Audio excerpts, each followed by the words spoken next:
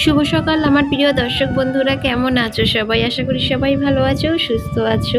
শুভপ্রিয়া ক্রিয়েশনের আর একটা নতুন ব্লগে তোমাদের অনেক অনেক স্বাগত। যে যেখান থেকে এই ব্লগটা দেখো না কেন, তোমাদের অনেক ভালোবাসা আমার এই ছোট্ট ব্লগে। বন্ধুরা, পুরো ব্লগটা জুড়ে থাকার অনুরোধ রইল। আই হোপ আজকের ব্লগটা তোমাদের খুবই ভালো লাগবে।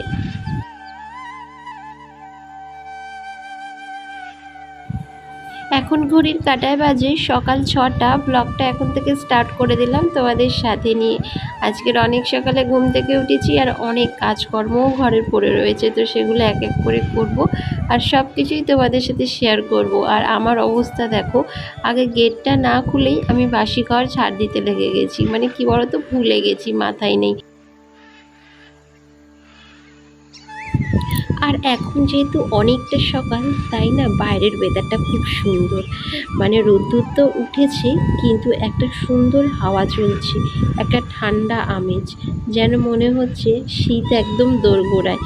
তো যাই হোক, এখন দেখো ঘরটা ঝাড় দিয়ে এখন গেটটাকেও খুলে নিচ্ছি, কারণ গেটটা না আমি ঘুম থেকে উঠে আগেই খুলে দিই। তো আজকের কি মন গেল, মানে ভুলেই গেছি।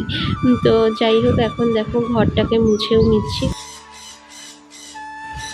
আর ওইদিকে আমার বর আর আমার ছেলে ঘুমাচ্ছে, আর এদিকে আমি মহা আনন্দে কাজ করছি।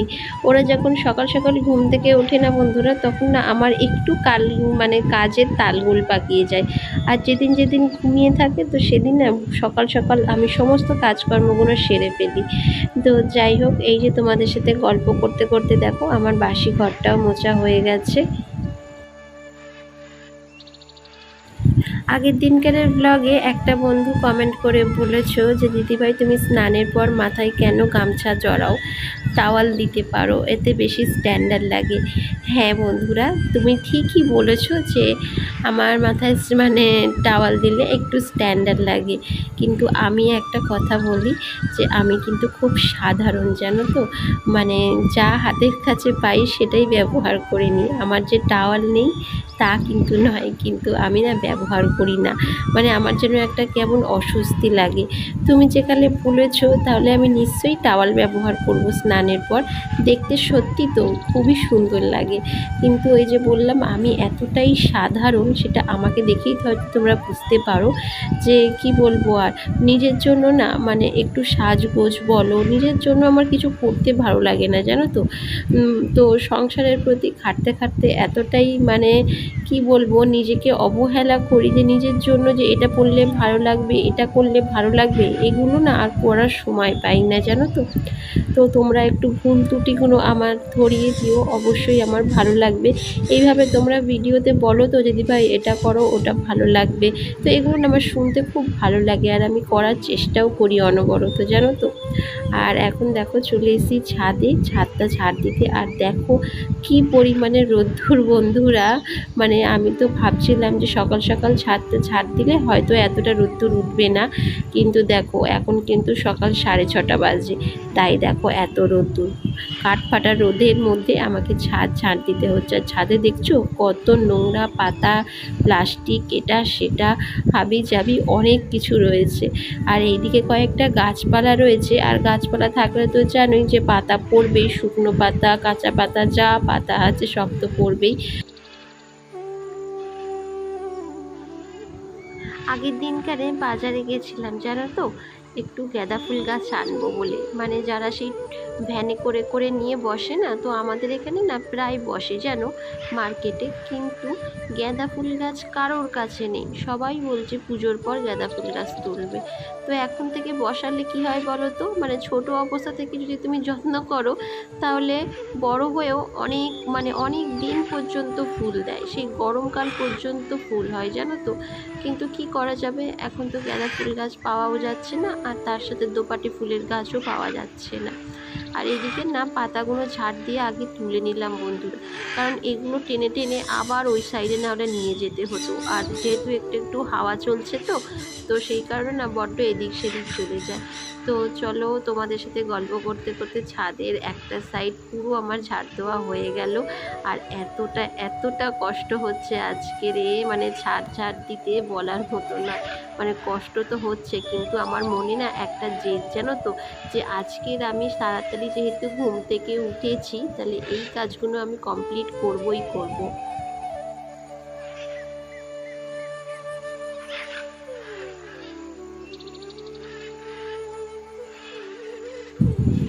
এইদিকে নিচে এসে দেখি ছেলেও ঘুম থেকে উঠে গেছে, ওর বাবাও ঘুম থেকে উঠে গেছে। তাই ভাবলাম বিছনাটা আর পড়ে থাকে কেন, বিছনাটাও একেবারে টান টান করে গুছিয়ে নিই, আর ততক্ষণে একটু ফ্যানের হাওয়াও খেয়ে নিই। কারণ যেহেতু ছাদটা ঝাড় দিচ্ছিলাম তো, আর দেখলেই তো ভীষণ রোদ্দুর, তাই একটু গরমও খুব হচ্ছিল। তো সেই কারণে ভাবলাম একেবারে বিছনাটা গুছিয়ে নিই আর একটু হাওয়াও খেয়ে নিই। তো আজকের না ব্লগটা একটু অন্যরকম, মানে হয়তো তোমরা একটু হলেও বুঝতে পেরেছো আমি কি বিষয়ে বলছি। যে আজকের না একটু যাব বেড়াতে, মানে ঘুরতে যাব বলতে পারো। একটা দিদিভাইয়ের বাড়ি যাব, আর তার সাথে আমার মামা শ্বশুর বাড়ি যাব। মানে দুটো জায়গাতেই আজকে যাওয়ার ইচ্ছা আছে। তো সেই কারণেই আজকে সকাল সকাল ঘুম থেকে ওঠা। অনেক দিন ধরেই ভাবছিলাম যে যাব যাব, কিন্তু আজ যাব কাল যাব করে করে না আর হচ্ছিল না। আর আজকে যেহেতু রবিবার ছুটির দিন, তাই ভাবলাম আজকের দিনটা আর মিস করবো না, আজকে যাবই যাব। তো চলো দেখো, তোমাদের সাথে গল্প করতে করতে কত কাজ আমার এগিয়ে যায়। স্নান টান সেরে একেবারে চলে এসেছি ঠাকুরের বাসন মাজতে। আর এইখানটায় যে ঠাকুরের বাসনটা মাজি বন্ধুরা, একটু পরে আসলেই মানে এইখানটায় খাঁকা করার রোদ। কিন্তু এখন যেহেতু অনেকটা সকাল, প্রায় ওই 7:30টার মতো বাজে, তো সেই কারণে না এখানটায় এখনো পর্যন্ত ছায়া রয়েছে। তাই ঠাকুরের বাসনগুলো মাজতে আজকের আর বেশি কষ্ট লাগছে না। আর একটা দিদি ভাই আমাকে কমেন্ট করে বলেছো যে আমার হোম ট্যুরের ভিডিও দিতে। তো তুমি যদি দিদিভাই ব্লগটা দেখো, তো তোমাকে বলছি যে দিদিভাই আমার না ঘরটা সেভাবে তো গুছানো নেই, মানে সবই অগোছালো করে রয়েছে, সেরকম কিছুই নেই আমার ঘরে। তাও আমি চেষ্টা করব তোমাদের মানে এই রিকোয়েস্টটা মানে পূরণ করার। মানে আমার ঘরে যা আছে, যতটুকু আছে, মানে যতটুকু আমি কষ্ট করে করেছি সব কিছুই আমি চাই তোমাদের সাথে শেয়ার করতে। একটু আমাকে সময় দাও, কারণ এই কদিন না মানে আমার নিজেরও শরীর ভালো না, আর তার সাথে ভিডিও করারও না কোনো রকম ইচ্ছা শক্তি আমার মধ্যে মানে কি বলবো দিনকে দিন হারিয়ে যাচ্ছে।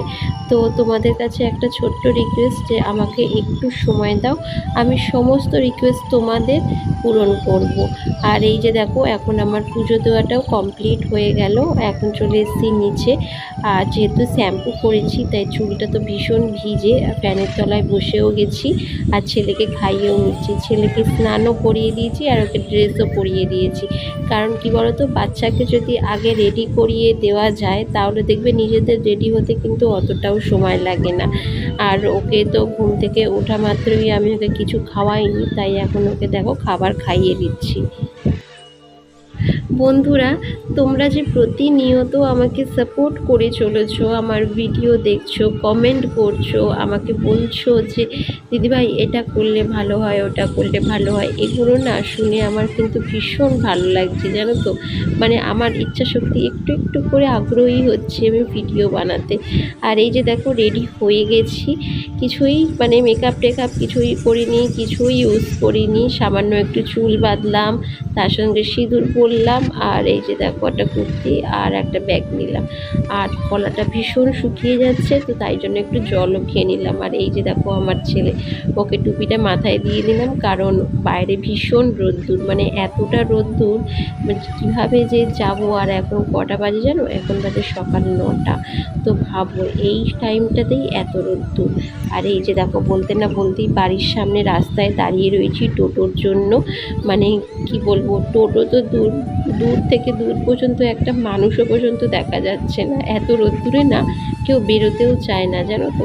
দেখছো অবস্থা বাইরের।